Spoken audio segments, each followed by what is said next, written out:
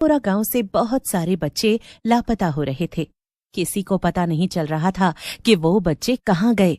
ऐसे ही एक दिन राहुल की माँ रोते हुए इधर उधर अपने बेटे राहुल को ढूंढ रही थी। राहुल अब एक भयानक काली कोठरी में खड़ा था और उसके सामने खड़ी थी एक बूढ़ी चुड़ैल, जिसके हाथ में एक बेलन था। नहीं, अब तो मैं तुझे नहीं जाने दे सकती। अब तो तू मेरे काम की चीज है। और फिर वो चुड़ैल राहुल को मार डालती है और उसका खून एक शीशी में भर लेती है। उधर राहुल की माँ परेशान होकर घूम रही होती है। किसी ने राहुल को देखा क्या? छोटा सा है, 8 साल का, यही तो खेल रहा था। अचानक जाने कहाँ चला गया। नहीं बहन जी, हमने तो नहीं देखा। क्या पता घर ही चला गया हो। आप घबराओ मत, वो मिल जाएगा। मैंने पुलिस को भी बता दिया, लेकिन मेरा बेटा अभी तक नहीं मिला। जाने कहाँ चला गया वो। पुलिस भी उसको 1 दिन के बाद ही ढूंढेगी। इसके अलावा पीतमपुरा में और भी कुछ बहुत प्रसिद्ध हो रहा था। वहाँ के लोग अचार खाने के बहुत शौकीन थे। हर खाने के साथ अचार जरूर लिया करते। एक दिन सूरज का भाई मोहित कुछ दिन की छुट्टियों के लिए पीतमपुरा वापस आया। क्या बनाए खाने में माँ? कुछ स्वादिष्ट बनाया है या फिर आज भी दाल चावल ही खिलाओगी? कितने दिनों बाद आपका बेटा घर आया है, आज तो कुछ स्वादिष्ट खिला दो। अरे बेटा, बिल्कुल, लेकिन सबसे पहले तो मैं तुझे आम का अचार खिलाना चाहती हूँ। ये अचार खाएगा ना, तब तुझे स्वाद का असली मतलब पता चलेगा। क्या माँ, आप लोग अब भी अचार खाते हो? मैंने ये सब खाना छोड़ दिया है। अचार सेहत के लिए अच्छा नहीं होता। शहर में कोई भी अचार नहीं खाता है। मुझे मत देना आप अपना अचार। अच्छा बेटा, चल, मेरे खातिर एक बार ये आम का अचार खाकर देख, फिर बोलना सेहत के बारे में, तब मैं तेरी सारी बातें सुनूंगी।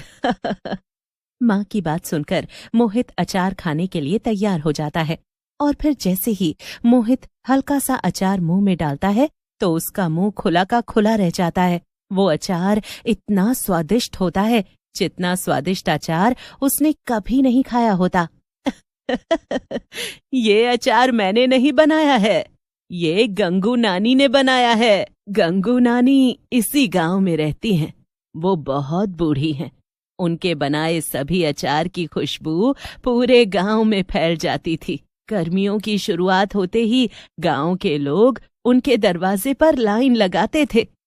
कहते हैं उनका बनाया हुआ आम का अचार एक बार जो खा ले, उसे जिंदगी भर वो स्वाद भूलता नहीं। हाँ। तब तो इस नानी से मुझे मिलना पड़ेगा। पता तो करूं आखिर ये अपने अचार में ऐसा क्या डालती हैं जो लोग इतने पागल हुए पड़े हैं। आओ बेटा, बैठो, बताओ क्या लोगे? सही बताऊं तो बस मैं जानना चाहता हूं, आप अपने अचार में क्या डालती हैं? देखो बेटा, ये तो मैं तुम्हें नहीं बता सकती। ये तो मेरा अपना स्वाद है। ठीक है नानी, फिर मैं चलता हूँ। मोहित उनकी ना सुनकर उदास नहीं हुआ था, बल्कि और इच्छुक हो गया था। फिर रात को वो गंगू नानी के घर के पास पहुंचा। घर के अंदर से कुछ आवाजें आ रही थीं। तभी एक बिल्ली ने म्याऊं किया। अच्छा, तो तुम थी? मैं तो डर गया था। तुम सबको एक एक करके इन सारी शीशियों में बंद कर दूंगी। तुम्हारा काम बस इतना है कि लोगों को मैं और अच्छा और स्वादिष्ट अचार खिला सकूं। तभी उसे एक चीखने की आवाज आई। वो आवाज उस औरत की थी। मोहित डर गया। थोड़ी देर बाद उसको एक बच्चे के चीखने की आवाज आई और उसके बाद ऐसा लगा मानो कोई किसी को पीट रहा हो। यहाँ कुछ तो गड़बड़ है। गंगू नानी कुछ ठीक नहीं लगती। तभी अचानक उसके सामने गंगू नानी आकर खड़ी हो जाती है। उनके हाथ में एक बेलन होता है और बेलन से खून टपक रहा होता है। क्या हुआ बेटा, तुम यहाँ क्या कर? मोहित वहां से डर के मारे भाग जाता है। अगली सुबह जब वो उठता है तो एक बार फिर से बच्चे के खोने की खबर आती है। उसकी माँ गलियों में घूम घूम कर रो रही होती है। माँ, किसकी आवाज है? किसी को चोट लगी है क्या? नहीं बेटा, बीते कुछ सालों से यहाँ पर इतने बच्चे चोरी हो रहे हैं, न जाने वो कहाँ जाते हैं, कौन उनको लेकर चला जाता है, कुछ समझ नहीं आता। फिर मोहित को एकदम से याद आता है कि रात को जब वो गंगू नानी के घर के बाहर था तो किसी बच्चे की चीखने की आवाज आई थी। उसको न जाने क्यों ऐसा लगता है कि गंगू नानी ही हैं जो बच्चों को चुराती हैं। तो वो फिर से तय करता है गंगू नानी के घर जाने का। मोहित एक बार फिर गंगू नानी के पास जाता है। अब गंगू नानी बाहर बैठकर मसाला बना रही होती है। क्या हुआ बेटा, फिर आ गया तू? अचार ज्यादा पसंद आ रहा है क्या? आज तेरे लिए एक अलग सा मसाला डाल दूंगी जिससे तू कभी उसका स्वाद भुला नहीं पाएगा। गंगू नानी की आवाज अब डरावनी लग रही थी। मोहित गौर करता है कि गंगू नानी का एक पैर पीछे की तरफ मुड़ा हुआ था और एक सामने की तरफ। उससे रहा नहीं जाता और वो नानी से पूछ ही लेता है। बुढ़ापे में अक्सर ऐसा ही होता है बेटा, तुम नहीं समझोगे। तभी मोहित की नजर उस बेलन पर पड़ती है। उस पर अभी भी खून लगा होता है। मोहित बहुत डर जाता है लेकिन कुछ बोल नहीं पाता। वो घर जाकर सोचने लग जाता है। तभी उसको सुनाई देता है कि पारो नाम की एक लड़की जो नानी की बहुत प्यारी थी अचानक लापता हो गई। गांव वालों ने बहुत तलाशा लेकिन उसका कुछ पता नहीं चला। मोहित अपनी माँ से बात कर ही रहा होता है कि तभी चारों तरफ बात फैल जाती है कि गंगू नानी ने बहुत ही खास अचार बनाया है, ऐसा जो किसी ने आज तक नहीं खाया होगा। मोहित को पहले से ही इस बात का शक था। फिर मोहित फैसला करता है कि वो गंगू नानी का पर्दाफाश करके ही रहेगा। वो सोकर उठता है तो उसकी माँ रो रही होती है। अब हमें कौन अचार खिलाएगा? गंगू नानी की तो मौत हो गई, न जाने उनके साथ क्या हुआ। कल तक तो ठीक ही थी, आज चल बसी। मोहित को ये बात बहुत अजीब लगती है। वो मन ही मन तय करता है कि वो गंगू नानी के किचन में जाकर देखेगा कि आखिर वो ऐसा क्या रखती थी जो वो अपने अचार में डालती थी। मोहित उनकी रसोई में घुसता है लेकिन वहां न कोई बर्तन मिलता है न मसाले, बस एक पुराना लकड़ी का बेलन होता है जो उसने गंगू नानी के हाथ में देखा था। उसके बाद से उनका घर बंद हो गया। 10 साल हो गए थे गंगू नानी को मरे हुए। पर अब शहर से एक लड़की नेहा जो गांव की ही नानी की नातिन थी अपनी नानी के घर रहने आई। वो मॉडर्न थी, अंधविश्वासों में विश्वास नहीं करती थी। गांव वालों ने उसे खूब समझाया कि वहां मत रहो, पर उसने बात नहीं मानी। अगर भूत होता तो पुलिस होती, अचार से किसी को क्या नुकसान? हाँ, ये कहकर वो घर के अंदर चली गई। तुझे पता है मोहित, जो गंगू नानी थी ना, उनकी नातिन आई है अपनी दादी के घर में रहने। इधर दूसरी तरफ उसी रात नेहा ने सपने में देखा कि एक बुढ़िया चुड़ैल सिर पर टोकरी लिए रसोई में अचार बना रही है और उसी अचार में कुछ हिलता हुआ जीव डुबो रही है। आंख खुली तो रसोई से वही पुराने अचार की गंध आ रही थी। नेहा को अचानक रसोई के एक कोने में एक छुपी हुई तहखाने की सीढ़ी दिखी। वो डरते डरते नीचे उतरी। वहां पर हर शीशी में एक आंख, एक बालों का गुच्छा या नाखून दिखाई दे रहा था। नेहा चीख पड़ी। पीछे देखा तो गंगू नानी चुड़ैल के रूप में खड़ी थी। अब तेरा नंबर है बिटिया। नेहा डरते हुए पूरी ताकत लगाकर भागी और गांव पहुंची और उसने वो घटना सबको बताई, लेकिन कोई भी उसकी बात सुनने को तैयार नहीं था। सबने बस यही कहा, बच्ची डर गई है बस। लगता है गांव वालों ने सही ही कहा था। नेहा ने उसी दिन शहर वापस जाने का फैसला किया। उसने अपना बैग बाहर निकाला, पास के मंदिर से एक पवित्र कलावा लिया और मेन गेट बंद करके उस पर बांध दिया और वहां से चली गई। अब वो घर फिर से वीरान पड़ा है।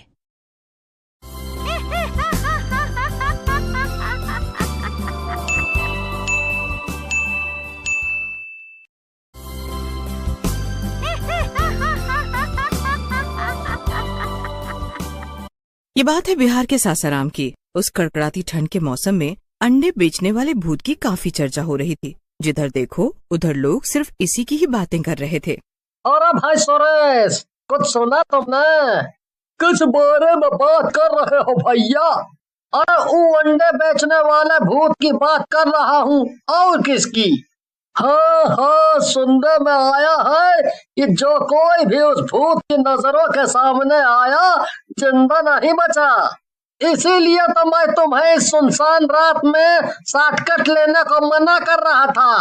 कहीं वो अंडे बेचने वाला भूत हमारे सामने आ गया तो। अरे भाग, तू डर मत, मैं हूं ना, ऐसा कुछ नहीं होगा। कि तभी उनके पीछे से एक भयानक सी आवाज आती है, जिसे सुनने के बाद दोनों दोस्तों की हालत पतली हो जाती है। अंडे ले लो, अंडे। भाई साहब, क्या आपको अंडे चाहिए? नहीं नहीं, हमें अंडे नहीं लेने, आप कहीं और जाओ। ले लो ना साहब, ये कड़कती ठंड में आपको अंडा खाकर मजा ही आ जाएगा। हमें नहीं खाने अंडे, तुम कहीं और क्यों नहीं चले जाते? कि तभी उस अंडे बेचने वाले का शरीर बदलने लग जाता है। आंखें भयानक लाल हो जाती हैं, चेहरा किसी भयानक दानव सा हो जाता है और वो भयानक आवाज में कहता है, क्यों रे, इतनी बार कहने पर भी तुम हमसे अंडा नहीं खरीदे? अब हम तुम दोनों को खा जाऊंगा। इसके बाद सोनू और सुरेश की जोर से चीखने की आवाज आती है और वो अंडे बेचने वाला भूत दोनों को ही बड़ी बेरहमी से मारकर खा जाता है। शालिनी अपने कॉलेज की छुट्टियों में अपने गांव लौटी थी। बस से उतरते ही शालिनी तेज कदमों के साथ अपने घर की ओर बढ़ती है। उफ, घर जल्दी पहुंचने की हड़बड़ी में तो मैं कुछ खाना ही भूल गई और अब जोरों की भूख लगी है। ओह गॉड, अब और बर्दाश्त नहीं हो रहा। लेकिन इतनी रात गए इस सुनसान रास्ते में खाने को मिल भी क्या सकता है कि तभी उसे थोड़ी ही दूर पर एक खाने का ठेला दिखाई पड़ता है। शालिनी भागती हुई उस ठेले के पास जाती है। अरे भैया, कुछ खाने को मिलेगा क्या? मुझे ना बहुत जोरों की भूख लगी है। जी मैडम जी, अंडा है, खाना चाहेंगी आप? क्या अंडे? इतनी रात में अंडे कौन खाता है? मुझे लगा कुछ काम की चीज होगी। ले लीजिए ना मैडम, इस ठंड में अंडा आपके लिए बहुत ही फायदेमंद रहेगा। नो नो नो, मुझे नहीं खाना। इतना सुनते ही उस ठेले वाले का रूप बदलने लगता है और वो फिर उसी भयानक रूप में बदल जाता है। उसका ये भयानक रूप देखकर शालिनी बहुत ज्यादा डर जाती है और भागने की कोशिश करती है, लेकिन वो अंडे बेचने वाला भूत हर बार उसके सामने आ जाता है। इसके बाद वो अंडे बेचने वाला भूत शालिनी को निगल जाता है। गांव में लगातार हो रही इन घटनाओं से पूरे गांव में अंडे बेचने वाले भूत का खौफ था। आलम कुछ इस तरह का था कि लोग रात में घर से निकलने से भी डरने लगे थे। सन्नाटे को चीरती हुई ट्रेन सासाराम स्टेशन पहुंचती है। रिया अपना सूटकेस लेकर नीचे आती है। तो फाइनली आ गई मैं, अब तुम्हें मुझसे कोई नहीं बचा पाएगा। सर्दियों की उस ठंड रात में रिया पैदल ही अपने घर की ओर चली जा रही थी। बार बार वो इधर उधर देख रही थी, जैसे किसी को ढूंढ रही हो। और फिर वो एक घर का दरवाजा खटखटाती है। अरे पूजा, तुम कब आई? ना कोई फोन, ना कोई खबर। भाभी, जो कुछ हुआ उसके बाद तो मुझे आना ही था। आओ, अंदर आ जाओ। भाभी, इतना कुछ हो गया और आपने मुझे एक बार भी बताना जरूरी नहीं समझा? अब मैं क्या कह दी तुमसे, हमें तो खुद यकीन नहीं हो रहा कि उसके साथ इतना बड़ा हादसा कैसे हो गया।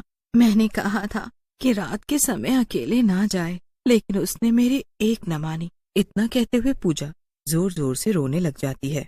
मत रोई, अभी मैं आ गई हूँ ना, बहुत जल्द मैं सच्चाई का पता लगा लूंगी। मुझे नहीं लगता कि ये किसी भूत का काम, इसके पीछे जरूर किसी की साजिश, और मैं इस बात के तह तक जाकर ही रहूंगी।